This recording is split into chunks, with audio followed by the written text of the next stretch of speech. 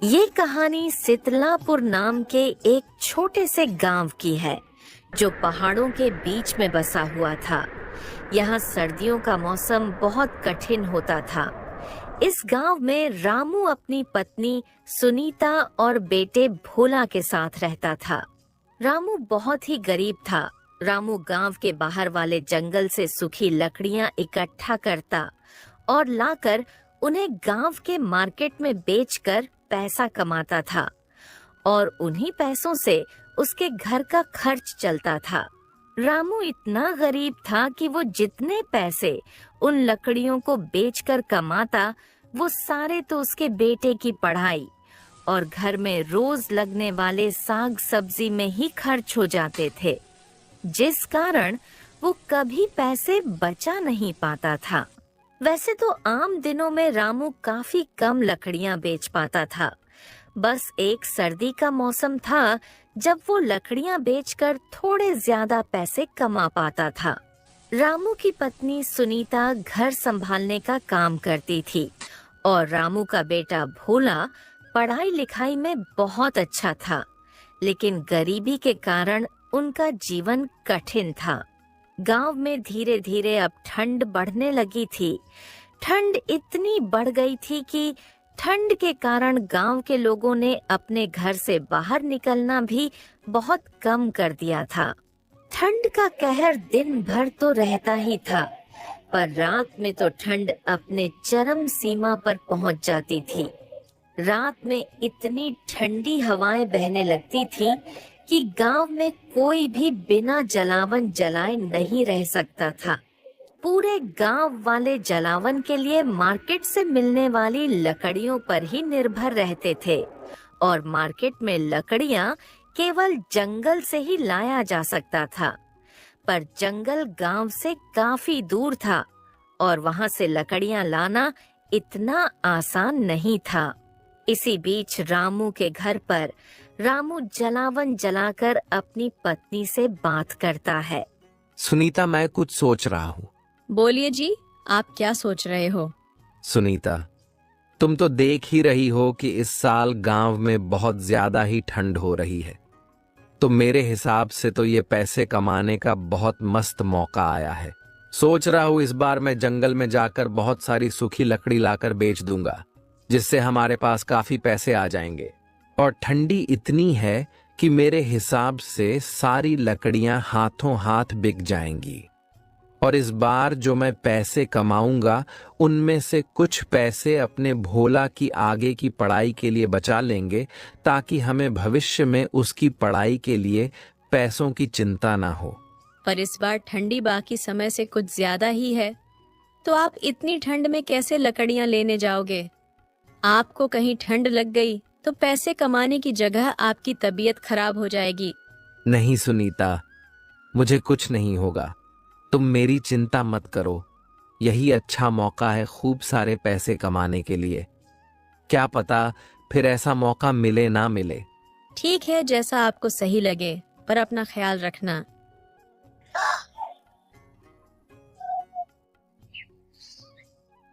अगली सुबह होते ही रामू जंगल की ओर लकड़ियां लेने निकल पड़ता है।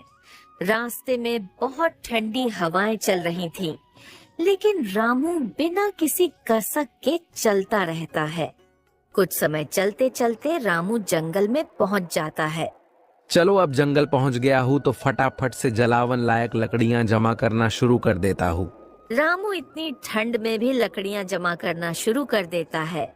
कुछ देर लकड़ियां जमा करते करते रामू काफी लकड़ियां जमा कर लेता है। चलो, अब जब काफी लकड़ियां जमा हो गई हैं, तो इन्हें ले जाकर फटाफट से बेच देता हूँ। फिर क्या था, रामू सारी जमा की हुई लकड़ियां उठाकर उन्हें बेचने के लिए गांव के बाजार के लिए निकल पड़ता है। चलते चलते कुछ देर बाद वो गांव के बाजार में पहुंच जाता है और लकड़ियां बेचना शुरू कर देता है। देखते देखते कुछ ही देर में सारी लकड़ियां बिक जाती हैं और रामू को उन लकड़ियों से उसे काफी अच्छा खासा मुनाफा होता है। आज तो बहुत अच्छी कमाई हुई है। चलो चलकर सुनीता को आज का मुनाफा दिखाता हूँ। कुछ देर में रामू घर पहुंच जाता है और सुनीता को आवाज लगाने लगता है। अरे सुनती हो सुनीता, जरा यहाँ आना तो। रामू की आवाज सुनकर सुनीता तो नहीं आती है, पर उसका बेटा भोला वहाँ आ जाता है। भोला बेटा, तुम्हारी माँ कहाँ है? जरा जाओ और अपनी माँ को बुलाकर ले आओ। पिताजी, माँ तो रसोई घर में है और जलावन जला रही है। रुको, मैं उन्हें अभी बुलाकर लाता हूँ।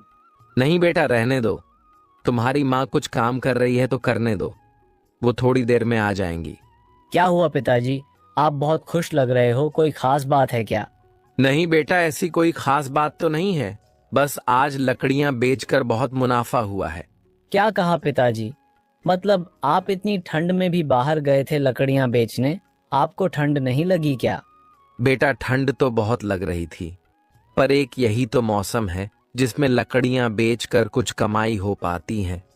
नहीं तो बाकी दिनों में तो घर के राशन के पैसे जमा करना भी कभी कभी भारी पड़ जाता है।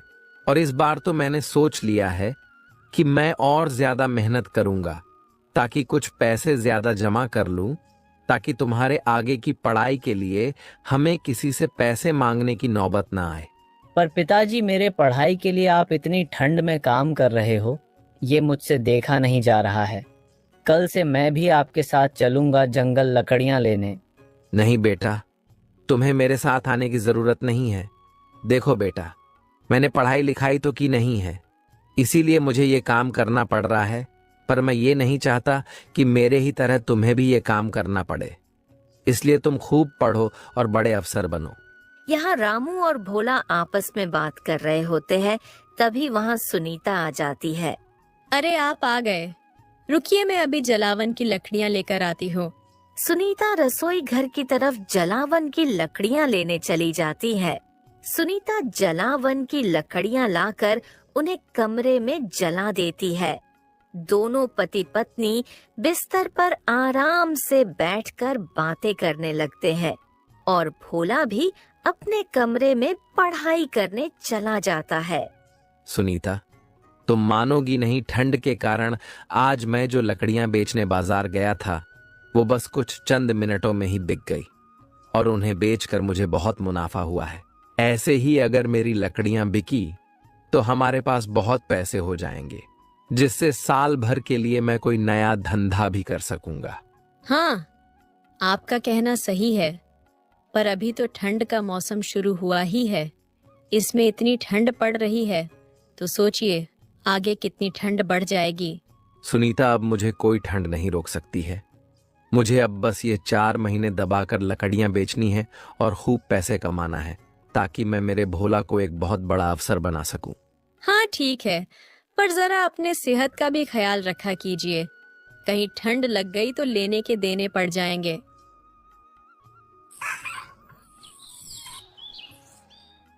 अगली सुबह रामू फिर लकड़ियां लेने जंगल की ओर चल पड़ता है। चलते चलते रामू गांव के बाहर पहुंच जाता है, पर आज उसे थोड़ा ज्यादा ठंड लग रही थी। बाप रे बाप, आज तो कल के मुकाबले कुछ ज्यादा ठंड लग रही है। चलो, अब गांव के बाहर तो आ गया हूँ, वापस घर तो नहीं जा सकता। आज जैसे तैसे लकड़ियां ले आता हूँ। कल से अपने साथ माचिस लेता चलूंगा, ताकि लकड़ियां इकट्ठा करते वक्त कुछ लकड़ियां पास में जला सकूं। रामू फिर से जंगल की तरफ चल पड़ता है। वह जंगल पहुंचकर फिर से लकड़ियां इकट्ठा करने लगता है। कुछ ही देर में वो फिर से काफी लकड़ियां जमा कर लेता है। चलो, आज के लिए बहुत लकड़ियां जमा कर ली हैं। अब जल्दी इन्हें बेचकर घर चलता हूँ, क्योंकि आज ठंड कुछ ज्यादा लग रही है। रामू फटाफट से बाजार पहुंचकर लकड़ियां बेचने लगता है। कल की तरह आज भी उसकी लकड़ियां बहुत जल्दी बिक जाती हैं, जिन्हें बेचकर वो अपने घर के लिए चल पड़ता है। कुछ दिनों तक ऐसा ही चलता रहता है। रामू जंगल से लकड़ियां लाकर उन्हें बाजार में बेचकर बहुत पैसे कमा रहा होता है। पर अब ठंड का मौसम अपने चरम सीमा पर पहुंचने लगा था। रात तो छोड़ो, दिन में भी कोहरा इतना हो जाता था कि दिन में भी लोगों ने घर से निकलना बंद कर दिया था। इसी बीच एक सुबह रामू लकड़ियां लेने जंगल के लिए निकलने वाला होता है, पर निकलने से पहले वो सुनीता को बताकर जाने की सोचता है। इस साल की ठंड अब अपने चरम सीमा पर पहुंच चुकी है। आज देखूंगा तो ज्यादा लकड़ियां जंगल से लाकर बेच दूंगा, ताकि 2-3 दिनों तक मुझे भी घर के बाहर ना निकलना पड़े। चलो, जाने से पहले सुनीता को बताकर जाता हूँ। ज्यादा लकड़ियां इकट्ठा करने में कहीं देर हो गई तो बेचारी मेरे लिए परेशान होगी।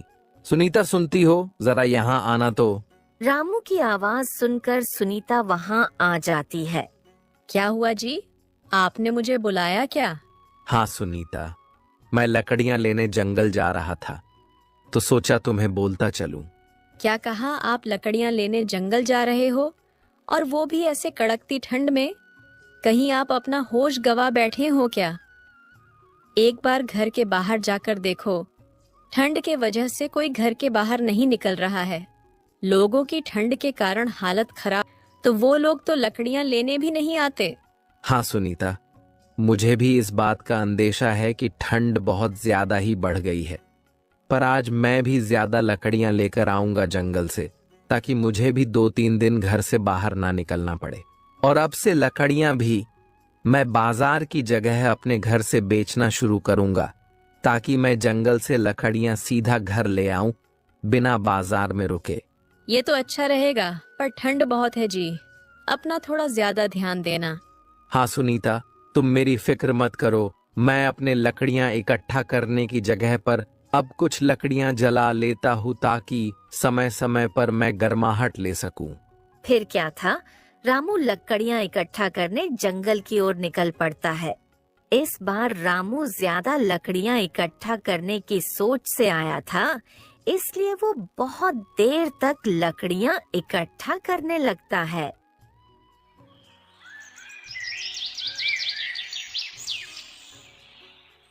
रामू को लकड़ियां जमा करते करते अब शाम हो चुकी थी और ठंड के साथ साथ तेज हवाएं बहना शुरू हो जाती हैं।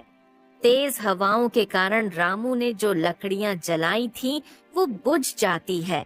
लकड़ियों को बुझता देख रामू परेशान हो जाता है। अरे, अब ये हवाएं बढ़ती जा रही हैं और मेरी जलाई लकड़ियां भी बुझ गई हैं।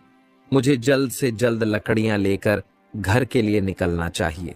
फिर क्या था, वो सारी इकट्ठा की हुई लकड़ियां अपने सिर पर उठाकर घर की तरफ चल पड़ता है। पर इस बार रामू ने काफी ज्यादा लकड़ियां जमा कर ली थीं, जिस कारण उसे काफी धीरे धीरे चलना पड़ रहा था। जैसे तैसे रामू अपने घर पहुंच जाता है, पर इस बार ज्यादा लकड़ियां इकट्ठा करने के चक्कर में उसने कुछ ज्यादा समय ठंड में गुजार लिया था। आ गए आप? आज तो आपने कुछ ज्यादा समय लगा दिया आने में। हाँ सुनीता, मैंने कहा था ना कि आज मैं 2-3 दिनों के लिए लकड़ियां जमा करके ले आऊंगा, तो उन्हीं को इकट्ठा करने में ज्यादा समय लग गया। ज्यादा समय ठंड में रहने के कारण रामू की तबीयत ठीक नहीं लगती है। सुनीता, आज मैं थोड़ा ज्यादा थक गया हूँ, तो सोने जा रहा हूँ। अरे आप पहले कुछ खा लीजिए, फिर सो जाना। नहीं सुनीता, आज मुझे थोड़ी ज्यादा थकान लग रही है, तो थोड़ा सो जाता हूँ, बाद में उठकर खा लूंगा। रामू चादर लेकर बिस्तर पर सो जाता है। कुछ समय बाद जब सुनीता उसे उठाने आती है, तो देखती है रामू का बदन बुखार से तप रहा होता है। वो फौरन भोला को आवाज लगाती है। भोला बेटा, जल्दी यहाँ आओ। सुनीता को इतनी जोर से बुलाते सुन भोला वहाँ भागते हुए आता है। क्या हुआ माँ? आपने मुझे इतनी जोर से क्यों चिल्लाकर बुलाया? कुछ हुआ है क्या? सुनीता के चेहरे पर चिंता की लकीरें साफ दिख रही थीं। उसने घबराते हुए भोला को कहा, बेटा, तुम्हारे पिताजी का शरीर बुखार से तप रहा है, जल्दी से गांव के डॉक्टर साहब को बुला लाओ। माँ, पर अचानक पिताजी को बुखार कैसे आ गया? कल तक तो पिताजी एकदम ठीक थे, तो आज अचानक क्या हो गया? बेटा, तुम्हारे पिताजी आज भी लकड़ियां लेने जंगल गए थे और आज तो वो पूरा दिन लकड़ियां जमा कर रहे थे। मुझे लगता है उन्हें पक्का ठंड लग गई है। क्या कहा माँ? पिताजी इतनी जबरदस्त ठंड में भी लकड़ियां लेने जंगल गए थे, तो आपने उन्हें रोका क्यों नहीं? बेटा, मैंने उन्हें बहुत रोकने की कोशिश की, पर ये कहने लगे कि आज 2-3 दिन की लकड़ियां जमा करके ले आऊंगा और फिर 2-3 दिन घर के बाहर नहीं जाऊंगा। इसलिए फिर मैंने उन्हें जाने दिया। माँ, लगता है दिन भर ठंड में रहने के कारण बाबा को ठंड लग गई है। आप उनका ध्यान रखिए। मैं अभी जाकर डॉक्टर काका को लेकर आता हूँ। भोला तुरंत डॉक्टर काका को बुलाने के लिए बाहर की ओर दौड़ पड़ता है। बाहर ठंड इतनी ज्यादा थी कि बाहर जाना मुश्किल हो रहा था, लेकिन भोला ने अपने पिता की हालत को देखकर ठंड की परवाह नहीं की और वो डॉक्टर काका के अस्पताल के लिए चल पड़ता है। कुछ समय में वो डॉक्टर काका के अस्पताल में पहुंच जाता है। डॉक्टर काका, जल्दी चलिए। मेरे पिताजी की तबीयत बहुत खराब हो गई है। उनका पूरा बदन बुखार से तप रहा है। क्यों भोला बेटा, ऐसा क्या हो गया कि तुम्हारे पिताजी की तबीयत इतनी बिगड़ गई? भोला डॉक्टर को पूरी बात बता देता है, जिसे सुनकर डॉक्टर बहुत गुस्सा हो जाता है। बेटा, रामू कहीं पागल तो नहीं हो गया है जो वो इतनी ठंड में पूरा पूरा दिन जंगल में गुजार रहा है? हाँ काका, माँ ने भी पिताजी को बहुत समझाया, पर उनका बस एक ही कहना है कि यही मौसम है जब मैं कुछ कमा पाता हूँ, जिस कारण माँ भी उनसे बहस नहीं कर पाती है। हाँ बेटा, उसका कहना भी सही है, पर सेहत से बढ़कर पैसे नहीं हैं। सेहत अच्छी रही तो वो कुछ और काम करके भी पैसे कमा सकता है। हाँ काका, पर वो हमारी बात सुने तब कुछ हो ना। चलिए, अब आप ही चलकर उन्हें समझाइए। ठीक है बेटा, चलो चलकर तुम्हारे पिताजी की तबीयत देख लेते हैं और उनको समझा भी देंगे।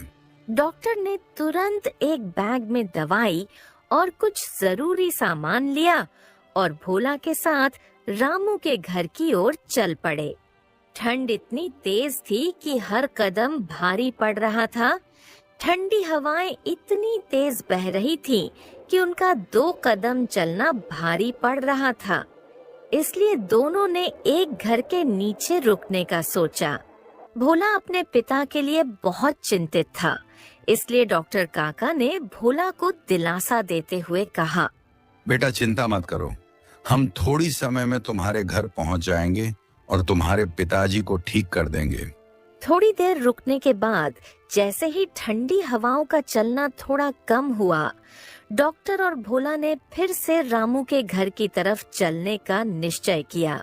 कुछ ही समय में दोनों रामू के घर पहुंच जाते हैं। जैसे ही डॉक्टर ने रामू को देखा, उन्होंने उसकी नाड़ी जांची और उसकी स्थिति को समझने की कोशिश की। सुनीता, रामू के ज्यादा देर तक ठंड में बाहर रहने के कारण उसको तेज बुखार है और साथ ही ठंड के कारण उसके शरीर में कमजोरी आ गई है। इसे ज्यादा से ज्यादा आराम की जरूरत है। मैं दवाई लिख कर देता हूँ, लेकिन इसे 2-3 दिन तक पूरी तरह आराम करना होगा। डॉक्टर साहब, मैं इन्हें बहुत मना कर रही थी, मत जाइए इतनी ठंड में बाहर लकड़ियां इकट्ठा करने, पर वो मेरी सुनने तैयार ही नहीं थे। हाँ सुनीता, मैं जानता हूँ सारी बात। भोला ने मुझे सब बताया है। तुम फिक्र मत करो, रामू को केवल ठंड लगी है। 2-3 दिन आराम करेगा तो ठीक हो जाएगा। पर अब ध्यान रखना कि गलती से भी वो ऐसी ठंड में बाहर ना जाए पूरी तरह स्वस्थ होने तक, वरना कहीं कुछ हो गया तो शायद भारी पड़ जाएगा। जब वो पूरी तरह ठीक हो जाए तो उसके बाद उसे बोलना लकड़ियां इकट्ठा करने जाएं, पर तब तक घर के बाहर बिल्कुल भी कदम ना रखें। डॉक्टर साहब, हो सके तो आप कुछ देर रुक कर इन्हें समझा दीजिए, वरना ये फिर से लकड़ियां लेने जंगल चले जाएंगे। नहीं सुनीता, अभी फिलहाल रामू को दवा देकर आराम करने दो। मैं कल सुबह आकर रामू को समझा दूंगा। ठीक है डॉक्टर साहब, जैसा आपको सही लगे। डॉक्टर ने रामू को दवाई दी और सुनीता से कहा, इन्हें गर्म कपड़े पहनाएं और आग जलाकर कमरे को गर्म रखें। इन्हें बार बार गर्म पानी पिलाते रहें और जितना हो सके आराम करने देना। मैं सुबह दोबारा आऊंगा। रामू को दवाई और सुनीता को अच्छी तरह से समझाकर डॉक्टर वहाँ से चले जाते हैं। डॉक्टर के जाने के बाद सुनीता ने रामू का ख्याल रखना शुरू किया। उसने भोला को भी कहा, बेटा, तुम अपने पिता के पास बैठो, मैं कुछ गर्म कपड़े लेकर आती हूँ। ठीक है माँ, आप पिताजी के लिए गर्म कपड़े लेकर आइए, तब तक मैं पिताजी का ख्याल रखता हूँ। रामू बिस्तर पर लेटे लेटे सुनीता और भोला की बातें सुन रहा था। उसे एहसास हो रहा था कि उसने अपनी सेहत के साथ कितना बड़ा खिलवाड़ किया। उसने भोला को पुकारा, भोला बेटा, मेरे पास आना तो जरा। जी पिताजी, बोलिए, कुछ चाहिए क्या?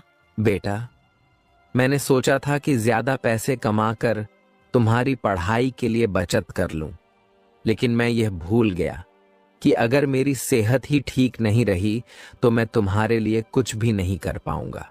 पिताजी, आपको मेरी पढ़ाई की इतनी चिंता नहीं करनी चाहिए। मुझे आपकी सेहत की ज्यादा फिक्र है। आप मेरे साथ रहेंगे, यही मेरे लिए सबसे बड़ी बात है। भोला की ऐसी बातें सुनकर रामू भावुक हो जाता है और उठकर बैठ जाता है। रामू की आंखों में आंसू आ गए। उसने भोला को कहा, बेटा, तुमने मुझे आज सिखाया कि परिवार की खुशी और सेहत सबसे जरूरी है।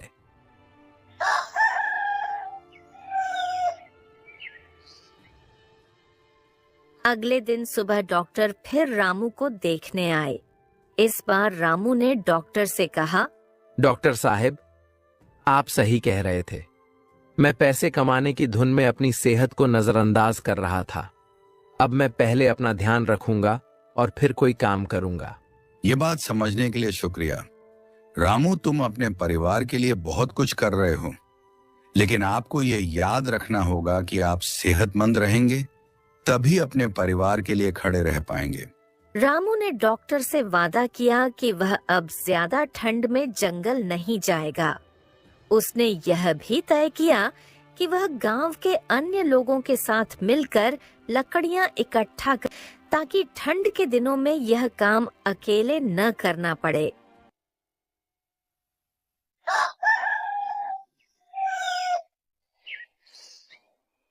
धीरे धीरे रामू की तबीयत ठीक होने लगी। उसने गांव के कुछ और गरीब लोगों को अपने साथ जोड़ लिया और एक नई योजना बनाई। रामू ने गांव के लोगों से बात की और उन्हें बताया कि वह एक सामूहिक जलावन स्टोर खोलना चाहता है, जहां गांव के हर घर से थोड़ा योगदान लिया जाएगा और बदले में सभी को ठंड के दिनों में लकड़ियां मिलेंगी। यह विचार सभी को पसंद आया। गांव के लोग रामू की मदद करने के लिए तैयार हो गए। रामू और गांव के दूसरे लोग मिलकर जंगल से लकड़ियां लाने लगे। इस सामूहिक प्रयास से किसी एक व्यक्ति पर ज्यादा बोझ नहीं पड़ा। इस पहल ने गांव के लोगों की जिंदगी बदल दी। अब हर घर में लकड़ियां उपलब्ध थीं और कोई भी व्यक्ति ठंड में बाहर जाने को मजबूर नहीं था। रामू और उसके परिवार ने इस योजना से न सिर्फ अपनी बल्कि पूरे गांव की मुश्किलें हल कर दी। रामू के बेटे भोला ने भी यह देखकर सीखा कि कैसे कठिनाई के समय में एकजुटता से बड़ा काम हल हो सकता है। धीरे धीरे ठंड का मौसम खत्म हो गया। रामू ने जो पैसे बचाए थे उनसे उसने भोला की पढ़ाई के लिए निवेश किया और गांव के लिए एक नई उम्मीद की मिसाल बन गया। इस तरह ठंड का कहर, जो कभी रामू के लिए एक चुनौती था, वह उसकी मेहनत और बुद्धिमानी से एक अवसर में बदल गया। दोस्तों, इस तरह की और शानदार कहानियां देखने के लिए हमारे इस चैनल को जल्द से जल्द सब्सक्राइब करें।